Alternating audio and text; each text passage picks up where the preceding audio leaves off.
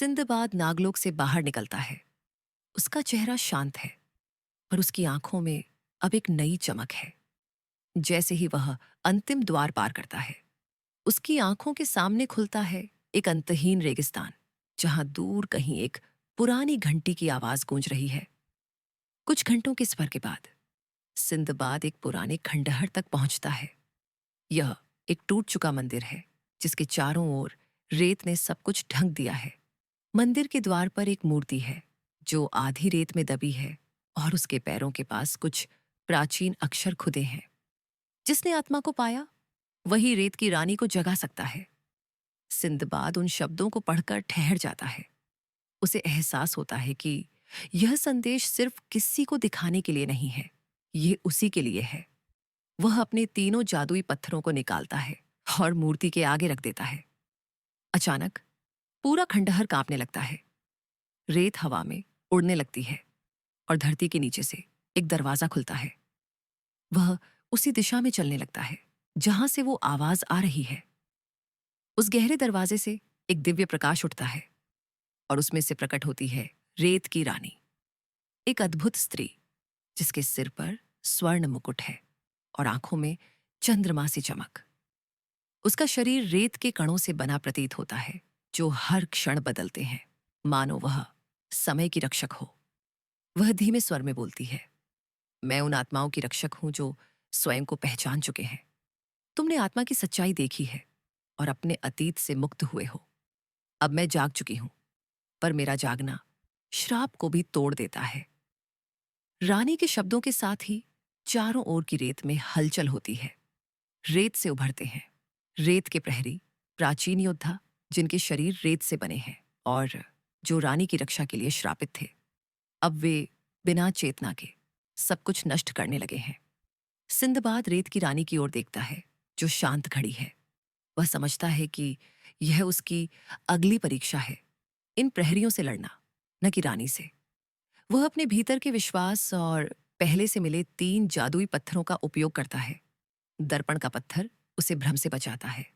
सांप की आंख रेत के योद्धाओं को चीरती है और अमृतकण उसे घावों से सुरक्षित रखता है। लंबे संघर्ष के बाद प्रहरी रुक जाते हैं। उनकी रेत बिखर जाती है और हवा में समा जाती है। लेकिन जैसे ही रेत के प्रहरी हवा में गायब होते हैं, तभी घंटी की आवाज जोर जोर से गूंजने लगती है। घंटी की आवाज अब असहनीय हो चुकी थी। हवा कांपने लगती है और सिंदबाद अपने कान ढंक लेता है। रेत की रानी आगे आती है और कहती है, यह घंटी तब तक नहीं रुकेगी जब तक इसका संतुलन नहीं लौटाया जाएगा। ये तुम्हारी नई परीक्षा है। इसे शांत करने के लिए तुम्हें इसकी आत्मा को लौटाना होगा। सिंदबाद उठता है, पत्थरों की ओर देखता है और अमृत कण को उठाकर घंटी की दिशा में बढ़ जाता है। जैसे ही वह घंटी के नीचे पहुंचता है और अमृत कण को घंटी के भीतर रखता है, घंटी अचानक रुक जाती है और सन्नाटा छा जाता है। घंटी अब शांत है, पर उसके नीचे एक गोल चिन्ह प्रकट होता है, जो रेत की रानी की ओर वापस ले जाता है। सिंदबाद थका हुआ है, पर उसकी आंखों में संतोष है। रेत की रानी धीरे धीरे आगे बढ़ती है और खंडहरों के बीच एक विशेष स्थान पर पहुंचती है। वहां जमीन में एक गोल आकृति है, जिस पर चिन्ह बने हुए हैं। वह कहती है, सिंदबाद, यह द्वार तुम्हें उस भूमि तक ले जाएगा जो आकाश में है। वहां एक द्वीप है, जहां तुम्हें मिलेगा अनंत कुंजी, जो तुम्हारी अंतिम यात्रा की चाबी होगी। वह अपने हाथ ऊपर उठाती है और उस चिन्ह से एक सीढ़ी निकलती है, जो सीधे आकाश की ओर जाती है। सिंदबाद उस सीढ़ी को देखता है और फिर रेत की रानी की ओर देखकर सिर झुकाता है। फिर वह उस रहस्यमयी सीढ़ी पर कदम रखता है।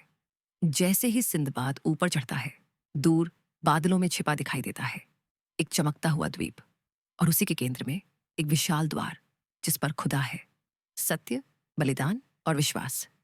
क्या आकाश द्वीप उसे मुक्त करेगा या एक और रहस्य में बांध देगा?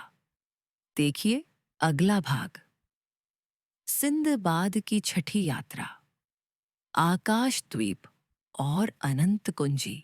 अगर आपको ये कहानी पसंद आई हो तो लाइक जरूर करें, और ऐसे ही और प्यारी कहानियों के लिए हमारे चैनल दादी माँ की अनमोल कहानियों को सब्सक्राइब करना ना भूलें। फिर मिलेंगे एक और नई जादुई कहानी के साथ। तब तक के लिए अलविदा।